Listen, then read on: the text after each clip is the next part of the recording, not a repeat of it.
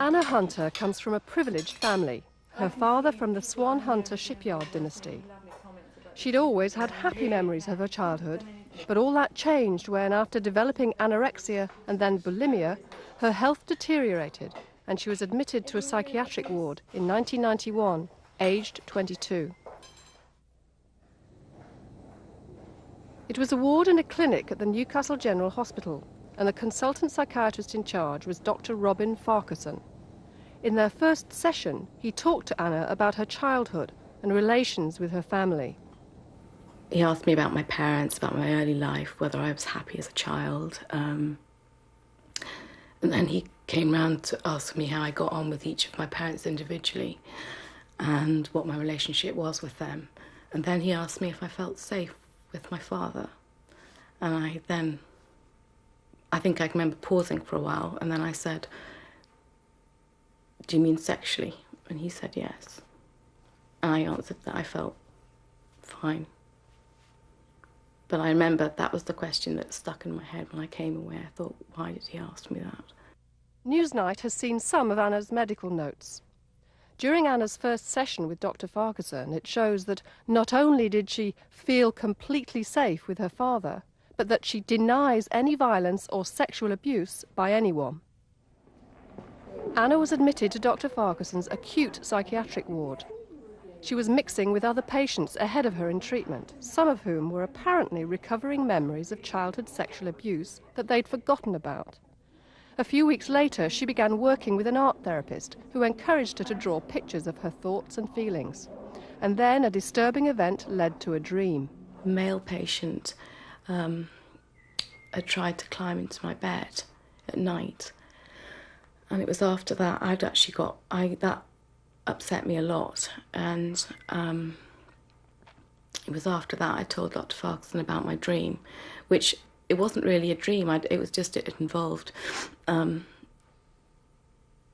I think I was trying to trawl my mind for things that I could remember, but I couldn't, because nothing seemed to make any sense. I told him about a duvet cover that I could remembered that my father had in his flat in London. He said it was important and that I should keep dream diaries. And it just escalated from there. Anna believes that Dr. Farquharson saw the dream as a sign that she'd been sexually abused as a child, and only then beginning to remember it many years later. Recovered memory is not a recognised therapy as such. Rather, it's a theory that painful memories can be completely repressed, that a variety of symptoms and psychiatric problems will continue until the memories are recovered, and that this process can be helped by various techniques in therapy. When someone is undergoing a traumatic experience, when they're very fearful and highly aroused, they have altered brain chemistry, and that they may lose contact with full consciousness. And so it may be that some particularly frightening aspects of the experience may be lost to conscious memory and may be only retrieved some years later, particularly if people are exposed to something which reminds them of that. Anna claims that after the dream, Dr. Farquharson gave her a copy of a book called The Courage to Heal. It's a self-help book written by lay people to help survivors recover memories of abuse. And what did he say when he gave it to you? That it was a very important book and that it would help me a lot, and that he recommended it to other patients. What did you make of it when you first started reading it? I can remember being completely fascinated by it. And I was also quite stunned because there were things in there that I remember reading that stuck in my mind that convinced me that what was happening to me at the time was the truth, and that phrases such as "it doesn't matter if you don't remember," you know, if you think you've been abused, you probably were. I just thought, well, this is the answer to everything. This shows why I'm bulimic. This shows why I'm depressed. Anna says that after she read The Courage to Heal, she began to recover more vivid memories. At first, she accused her step-grandfather. The catalogue of things with my step-grandfather was a very bizarre range of things, and that involved satanic abuse. I believed that he'd kept a cross, and I drew pictures of him, of a cross that I believed he kept in his garage, which is actually a very small garage and probably wouldn't have fitted in. That I said that he tied me onto it, and that he made me eat insects and kill animals. Originally, the abuse claims were kept from the rest of the family, but eventually she told her mother about the allegations against her step-grandfather. She just literally blurted it out. I mean, it was literally one moment we were just sitting here, I was bringing her things that I'd brought her in, and I'd been sexually abused. What did you do? What did you say? I think I literally said something silly, it was surely not. And because I said, you know, I can't believe this or whatever, I think I literally did say, surely not. Anna's memories were flowing fast and soon involved accusations that her father had also abused her and made her abuse her younger brother. I remember one night I was flicking through a toy catalogue that one of the nurses had left behind. It was Christmas time, I think, or it was for her child's birthday, and in it I saw a Fisher-Price tool set, which was very similar to one that my brother had had as a child. I tore it out of the magazine, tore the picture out, and I went to see my nurse the next day and said that I had had this memory that my brother had had this tool set as a child, and my father had made me abuse him with a toy drill when he was 2. Her father says the allegations came as a terrifying bolt from the blue. I think it numbs you. It's just too much to cope for. And I remember breaking down in the kitchen when it finally came out. It just seemed the world had stopped revolving. And a couple of days, definitely, I was unable to think about anything in particular. I was just in a daze. Anna continued having memories of abuse for many months, which she was encouraged to keep account of in her dream diaries. She frequently had doubts about whether her memories were true, but she was constantly reassured. Did Dr. Farquharson or any of the staff ever say to you, well, hang on, what's the evidence for what you're saying? Are you really sure about this? Don't you think we should talk to your family about it? Never. How did that make you feel? I'd go in to a session and with things that I was going to say and planned that things that I'd planned to say about. I thought I got it wrong, and I'd come out thinking, well, no, I haven't, because they say I haven't. And I did entirely believe them when they'd say I was denying it, or that I didn't want to accept it, or they didn't need proof. That was the thing, they didn't need proof. Anna's claim appears to be supported by the medical notes. I tried to remind her that she was believed and needed no proof to the members of the team. Anna and her parents believe Dr. Farquharson and his team never sought evidence to corroborate the sex abuse allegations.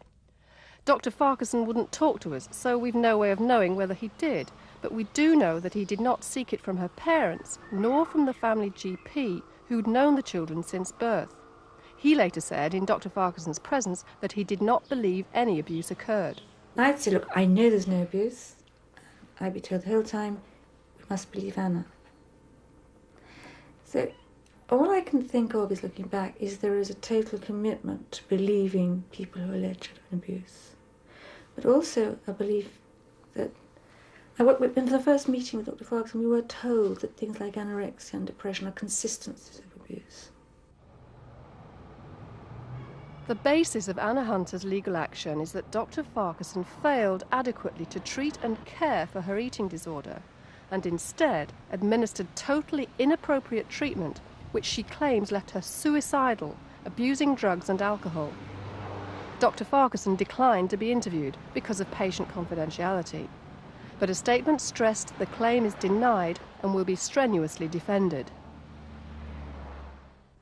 The controversy over recovered and false memories led the Royal College of Psychiatrists to set up a working party, which has just finished an inquiry after 2 years. So contentious is the issue that one member withdrew after disagreeing with the central conclusion that there's no evidence to support recovered memory theory. Because of a split behind the scenes, the Royal College has refused to endorse this report, but guidelines for best practice will be published later this year.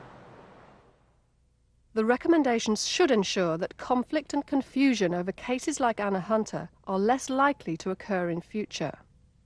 Psychiatrists advise to avoid engaging in memory recovery techniques which are intended to reveal evidence of past sexual abuse of which the patient has no memory.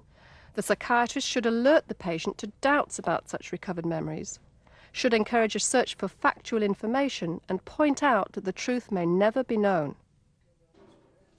The man who led the inquiry goes even further than the guidelines. He dismisses the possibility of repression and recovery of memories of childhood sexual abuse out of hand. Forgetting is a very complex area. Many people forget things. We all forget things. And if we don't recall an incident from time to time, we may forget it completely. That's normal forgetting. Suppression is when we have a memory of an event which is uncomfortable or painful to us, and we don't want to think about it. So we push it to the back of our mind, and it sinks, if you like, into a subconscious area. What we cannot accept is massive repression, in which large and painful areas of an individual's life can be forgotten over many years, yet recovered by these so-called recovered memory techniques. I think there's some evidence that a small proportion of people who've been abused may not be able to recover memories, may not have access to those memories very easily, and so therefore it is theoretically possible that persons would be able to remember more details of abuse in therapy or in some sort of therapeutic encounter. It is possible for those to be remembered better. And so I don't accept that if you've been abused you would always remember it and you would always know it. And there's no such thing as a recovered memory. Anna is now certain she was never abused, and the Hunter family are trying to rebuild their lives. There's no doubt that Dr. Farquharson sincerely believed his treatment was in her best interests. But after a 2-year battle with him, the Hunters profoundly disagree. In the end, only the courts can decide whether his treatment was appropriate, based on medical knowledge at the time. Meanwhile, the debate about false and recovered memories is unlikely to fade away.